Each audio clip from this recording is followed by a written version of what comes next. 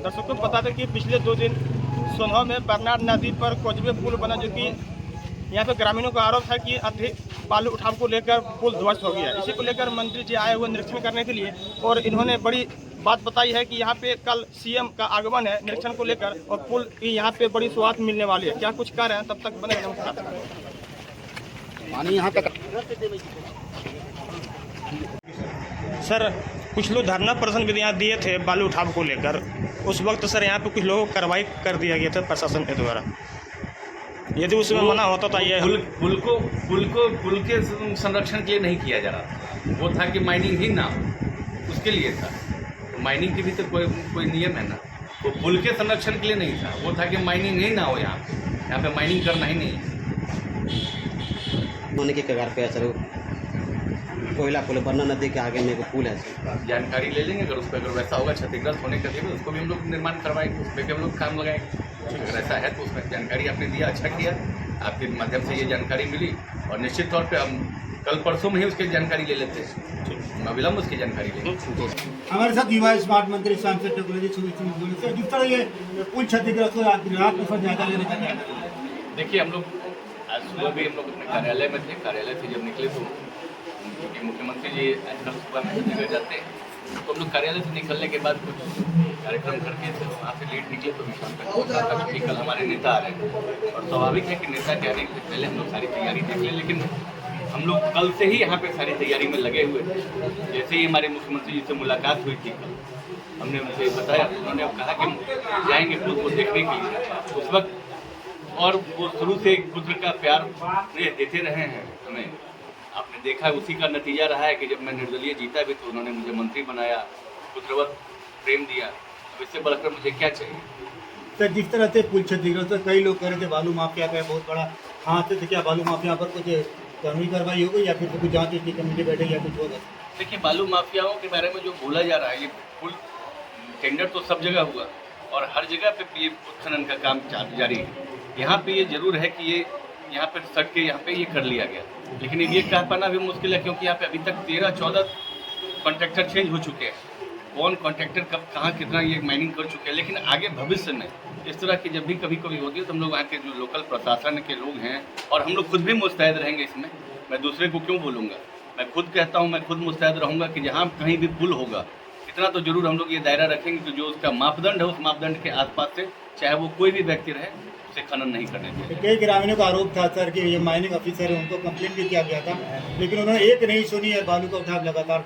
देखिए, बहुत तरह की बात बहुत तरह के लोग करते हैं। माइनिंग अफसर पुल के आसपास का ये कंप्लेंट नहीं है, वो कंप्लेंट करते थे, वो दूसरी कंप्लेंट करते थे, लेकिन पुल के आसपास का कंप्लेंट नहीं है।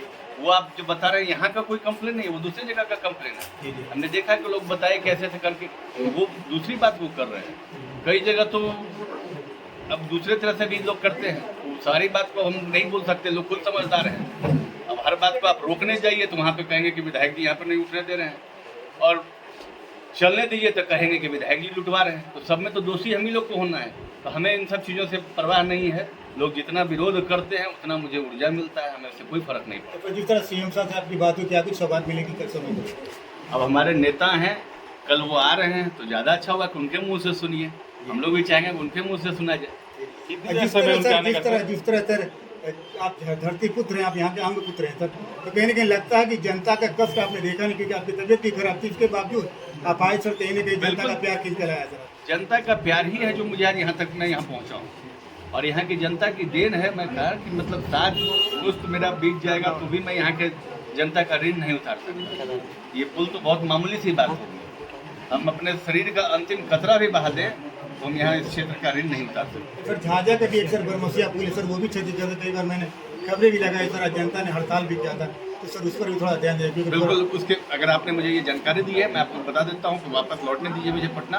मैं उस पुल के बारे में भी तुरंत विभाग को ये सूचित करता हूँ और उस पर कार्रवाई के लिए। Thank you sir. सर, जो धरना प्रदर्शन भी यहाँ दिए थे बालू उठाव को लेकर, उस वक्त सर यहाँ पे कुछ लोगों को कार्रवाई कर दिया गया था प्रशासन के द्वारा। यदि उसमें मना होता तो ये पुल के संरक्षण के लिए नहीं किया जा रहा था, वो था कि माइनिंग ही ना हो, उसके लिए था। माइनिंग की भी तो कोई नियम है ना। वो पुल के संरक्षण के लिए नहीं था, वो था कि माइनिंग ही ना हो, यहाँ पे माइनिंग करना ही नहीं है। ठीक है। सर एक तरफ कोयला पुल है, कोयला पुल भी डैमेज होने की कगार पे है सर। वो कोयला पुल बरना नदी के आगे में एक पुल है सर। जानकारी ले लेंगे, अगर वैसा होगा क्षतिग्रस्त होने का तो उसको भी हम लोग निर्माण करवाएंगे, उसमें भी हम लोग काम लगाएंगे। अगर ऐसा है तो उसमें जानकारी आपने दिया, अच्छा किया, आपके माध्यम से ये जानकारी मिली और निश्चित तौर पे हम कल परसों में ही उसकी जानकारी ले लेते हैं, अविलंब उसकी जानकारी लेंगे।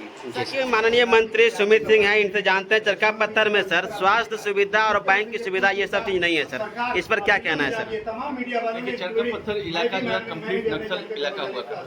एक वक्त तो ऐसा था कि जब वहाँ पे जिला प्रशासन के जो वरीय पदाधिकारी होते हैं वो नहीं जाया करते। 2012 तक मुझे रोका गया वहाँ जाने से, और जब मैं वहाँ गया तो गमरा नुमा एक भवन था जिसमें खाने से मांग कर हमने ही वहाँ पे स्वास्थ्य विभाग के पदाधिकारी वहाँ पे बिठाया 2014 जी। और फिर 15 में मैं विधायक नहीं रहा तो फिर वो सेवा समाप्त हो गई। फिर मैं आया हूँ, नया वहाँ पे स्वास्थ्य केंद्र का यहाँ हमने किया है, प्रस्ताव किया और बहुत से उसका भी टेंडर किया। सर चरका पत्थर वासियों का आपसे बहुत बड़ा एक उम्मीद बना हुआ है सर। आप जाकर देखें चरका पत्थर और आज से 7 साल 8 साल पहले को कंपेयर कर लें जी। क्या चरका पत्थर में क्या आमूलचूल बदलाव हुआ है। चरका पत्थर चौक पे पेट्रोल पंप भी खुल गया जी। और इतना ही नहीं, चरका पत्थर जाने के लिए सड़कें देख लें आप। जिस सड़क पे अभी से 2 साल पहले आप जाने में कतराते थे, अब आप चरका पत्थर की सड़क को देख लें, टॉप गियर के नीचे आपको नहीं चलना पड़ेगा। एक तरफ सब केवाली की सड़कें पूरी तरह कुल क्षतिग्रस्त जायजा लेने का क्या करना है?